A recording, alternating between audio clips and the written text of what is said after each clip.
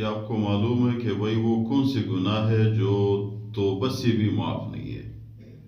یعنی نعوذ باللہ اتنے سخت گناہ ہے کہ بندہ اگر توبہ بھی کرے پھر بھی معاف نہیں ہے. اللہ تعالیٰ قرآن کریم میں فرماتے ہیں ان الحسنات یذهبن السیئات، یقیناً نیکی گناہوں کو ختم کرتے ہیں، لیکن بعض ایسے گناہ ہے کہ وہ توبہ سے بھی ختم نہیں ہو جاتے ہیں. تو کون سے گناہ ہے؟ پہلے یہ بتاتے ہیں. گناہ دو قسم کے، ایک گناہ صغیرہ ہے، ایک گناہ کبیرہ ہے. گناہ صغیرہ، صغیر معنی مطلب چھوٹا، کبیر معنی بڑا. صغیرہ گناہ وہ ہے جو چھوٹے گناہ ہے، مثالیں بھی دیتے ہیں. کبیرہ گناہ وہ ہے جو بڑے گناہ ہو. مثال کے طور پر خدا نخواستہ زنا کسی نے کی ہے، کبیرہ گناہ ہے. غیبت کی ہے، قتل کیا ہے، جھوٹ بولا ہے، اور دوسرے کے حق مارا ہے، نماز چھوڑ دیا ہے، حج فرض تھا وہ چھوڑ دیا. بعض یعنی یہ کبیرہ گناہ ہے، بندے نے کبیرہ گناہ کی ہے. اور کچھ صغیرہ گناہ ہے. صغیرہ گناہ وہ ہے میرے بھائیوں کہ وہ حقیقت میں صغیر اور صغیرہ گناہ اللہ تعالیٰ نیکی سے بھی معاف کرتا ہے. مثال کے طور پر اگر کسی سے کوئی چھوٹا گناہ ہو گیا تو اس صغیرہ گناہ کی وجہ سے اس نے دوسری نماز ٹائم کے لیے نماز پہ وضو بنایا، اللہ تعالیٰ اس کی وضو کی وجہ سے اس کی گناہ معاف کرتا ہے.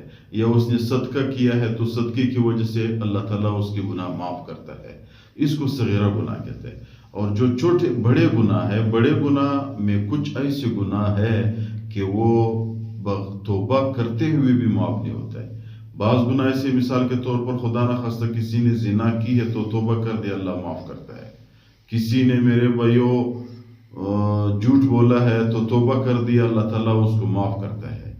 اور یہ جو گناہ ہے توبہ کے ساتھ بھی معاف نہیں ہوتے ہیں، یہ دو بہت بڑے گناہ ہیں. ایک غیبت ہے.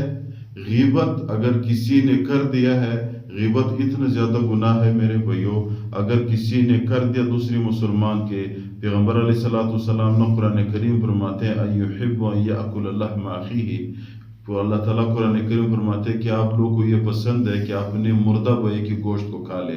یعنی غیبت کرنا ایسا ہے کہ کسی کی بھائی مر جائے تو بندہ شروع ہو جائے اس کی گوشت کو کاٹنا شروع کر دے، کھا لے. کسی کو یہ پسند ہے؟ کوئی بھی پسند نہیں کرتا. تو غیبت ایسے ہے میرے بھائیوں. تو غیبت اگر کسی نے کر دیا، غیبت کے بعد اس نے توبہ کی، پھر بھی اس کی گناہ معاف نہیں ہے. علماء نے لکھا ہوا ہے کہ غیبت کی توبہ کے بعد آپ اللہ تعالیٰ کی گناہ جو اللہ تعالیٰ آپ کو سزا دیتا ہے وہ معاف ہو سکتا ہے. لیکن جو بندہ جس کی غیبت آپ نے کی ہے وہ قیامت کے دن آپ کو پکڑ لے کہ بھئی آپ نے کیوں میری غیبت کی ہے، تو پھر آپ اس کو نیکی دو گے. تو علماء نے لکھا ہوا ہے جس کی غیبت کی ہے اس سے معافی بھی مانگنی پڑے گی. بعض لوگ کہتے ہیں یار یہ تو سچ میں کہتا ہوں، یہ عمل تو اس میں موجود ہے. مثال کے طور پر زید نے کام کیا ہے تو دوسرے نے دوسرے کو بتایا کہ یار زید نے یہ کام کیا ہوا ہے، تو کہتے ہیں میں نے تو سچ بتایا. غیبت کا مطلب کیا ہے؟ ہر وہ عمل جو کسی بھائی کی آپ بیان کرے اور اس کو پتہ چلے وہ برا معنی، اس کو غیبت کہتے ہیں. اور ہم کہتے ہیں یار یہ عمل تو اس میں موجود ہے. یار جب موجود ہے تو یہ غیبت ہے، جب موجود نہیں ہے پھر تو یہ بہتان ہے، پھر تو اس سے بھی بڑا گناہ ہے. تو اس لیے میرے بھائی اس سے بچنا چاہیے. غیبت جس کی کرتی ہے اس سے معافی بھی مانگنی پڑے گی اور اللہ سے بھی معافی مانگنی پڑے گی، توبہ بھی کرنی پڑے گی. تو ایک اور دوسرے گناہ جو توبہ سے بھی معاف نہیں ہوتے، دوسرے مسلمان کے حق ہے. اگر آپ نے خدا نخواستہ دوسرے مسلمان کے حق کو کھایا ہے، حق کو مارا ہے، تو اس وقت میرے بھائیو اگر آپ اللہ کے سامنے توبہ کریں، اللہ آپ کو معاف کرتے، اللہ بڑا مہربان ہے. لیکن جس کا حق آپ نے مارا ہے اس کو حق واپس دینا پڑے گا.